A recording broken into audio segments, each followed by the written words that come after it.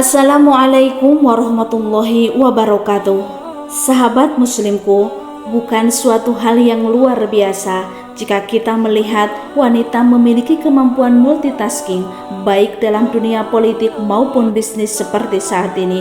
Sebab kaum Hawa yang tampil sebagai sosok pemimpin sudah ada sejak zaman para nabi, bahkan jejaknya sudah tampak jauh sebelum masa datangnya risalah Al-Quran dan Sunnah Nabi Muhammad SAW. Sosok wanita yang memiliki pengaruh besar dalam dunia politik pada zaman kenabian pra-Rasulullah adalah Ratu Balqis. Tokoh ini tercatat dalam sejarah sebagai wanita pertama yang memimpin sebuah kerajaan. Wilayahnya terbentang dari Yaman hingga Ethiopia saat ini.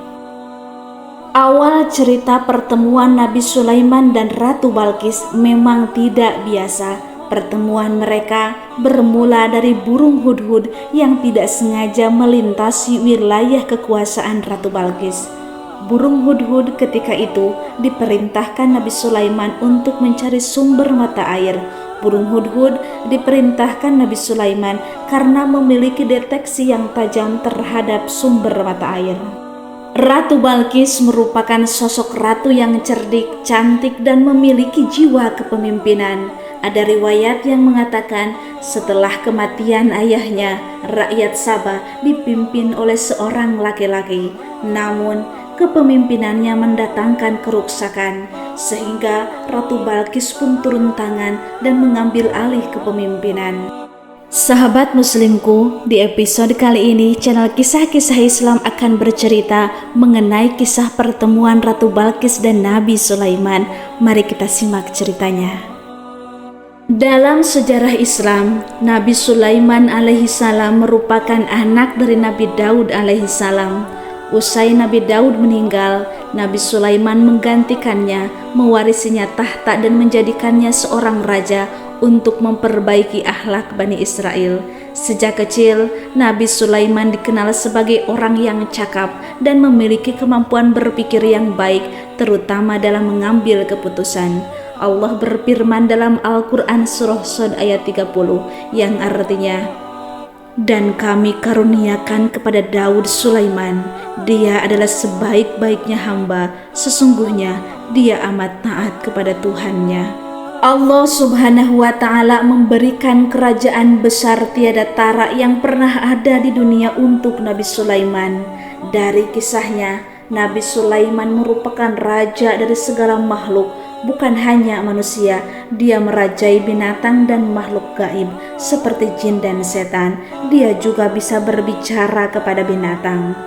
Dikisahkan, usai Nabi Sulaiman alaihissalam membangun Baitul Maqdis dan menunaikan haji, ia melakukan perjalanan ke Yaman.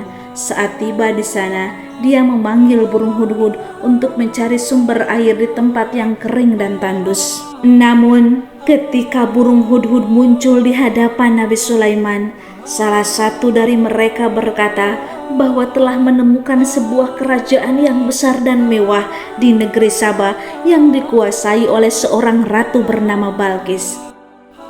"Wahai tuanku, saat aku melakukan pengintaian, aku menemukan sesuatu yang harus tuanku tahu. Aku melihat kerajaan yang megah dan dikuasai oleh seorang ratu yang sedang duduk di atas tahta bertabur permata berkilauan," kata burung hudhud. "Akan tetapi tuanku, di sana aku juga melihat ratu dan rakyatnya tidak mengenal Tuhan pencipta seluruh semesta yang telah memberikan kenikmatan dan kebahagiaan. Mereka tidak menyembah Allah, melainkan menyembah matahari." Lanjut burung hudhud bercerita. Untuk membuktikan kebenaran kabar dari burung hudhud tersebut, Nabi Sulaiman alaihissalam mengirim surat kepada sang ratu yang diketahui bernama Ratu Balqis. Di dalam suratnya, Nabi Sulaiman mengajak Ratu Balqis dan rakyatnya untuk mulai menyembah Allah subhanahu wa ta'ala. Ratu Balqis yang langsung menemukan surat itu memberitahukan isi pesannya kepada para pembesar kerajaan. Ia juga bertanya balasan apa yang paling tepat untuk diberikan kepada Nabi Sulaiman. Setelah berdiskusi, mereka bersepakat untuk membalas surat itu dengan memberikan hadiah kepada sang pengirim.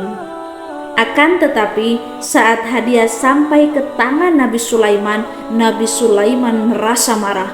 Ia berdiri dari duduknya sambil berucap, "Apakah patut kamu menolong aku dengan harta? Apa yang diberikan Allah kepadaku lebih baik dari apa yang diberikannya kepadamu. Tetapi kamu merasa bangga dengan hadiahmu," ucap Nabi Sulaiman. Nabi Sulaiman alaihi salam mengembalikan hadiah pemberian Ratu Balqis. Ia juga bermaksud untuk memperingatkan Ratu Balqis dan para pembesarnya agar tidak bersikap sombong. Selanjutnya, Nabi Sulaiman bertanya kepada bala tentaranya, "Wahai rakyatku, siapakah di antara kalian yang bisa membangun singgasana Ratu Balqis sebelum sang ratu datang kepadaku?" Para jin berkata, "Wahai rajaku, kami akan datangkan kepadamu singgasana itu sebelum engkau berdiri dari tempat dudukmu." Kemudian seseorang dari ahli kitab Taurat dan Zabur berkata, "Wahai nabiku, aku akan membawa singgasana itu sebelum matamu berkedip." Ucapan para bala tentaranya terbukti ketika singgasana Ratu Balqis terbangun dengan megah. Nabi Sulaiman berkata, "Ini termasuk karunia Tuhanku untuk tidak mengingkari nikmatnya. Barang siapa bersyukur, maka sesungguhnya dia bersyukur untuk kebaikan dirinya sendiri. Dan barang siapa yang ingkar, maka sesungguhnya Tuhanku maha kaya dan maha mulia." Kemudian undangan kepada Ratu Balqis pun dikirim. Ketika Ratu Balqis datang, Nabi Sulaiman bertanya, "Wahai Ratu Balqis, seperti inikah istanamu?" Dengan sedikit terkejut, Ratu Balqis menjawab, "Sepertinya iya." Mendengar jawaban takjub Ratu Balqis, Nabi Sulaiman segera membawanya berkeliling. Lantai istana terbuat dari kaca yang di bawahnya terdapat kolam. Melihat pemandangan itu, Ratu Balqis hendak menyingkap sedikit pakaian yang menutupi betisnya karena ia mencegah air yang mengenai pakaian itu. Namun Nabi Sulaiman terlebih dahulu berkata, "Wahai Ratu Saba, sesungguhnya ini hanyalah lantai istana yang dilapisi oleh kaca." Penjelasan Nabi Sulaiman membuat Ratu Balqis malu. Lalu dengan sungguh-sungguh ia berkata, "Ya Tuhanku, sungguh aku telah berbuat dolim terhadap diriku. Aku berserah diri bersama Sulaiman kepada Allah, Tuhan seluruh alam." Tepat setelah kejadian tersebut, Ratu Balqis memeluk Islam. Sahabat muslimku, kisah tentang Nabi Sulaiman yang bertemu dengan Ratu Balqis sehingga sang ratu memeluk agama Islam merupakan cerminan kebesaran Allah yang tidak perlu diragukan lagi. Kisah selengkapnya tercantum dalam Al-Quran Surah An-Naml ayat 20-24. Akhir kata, wallahu a'lam bishawab.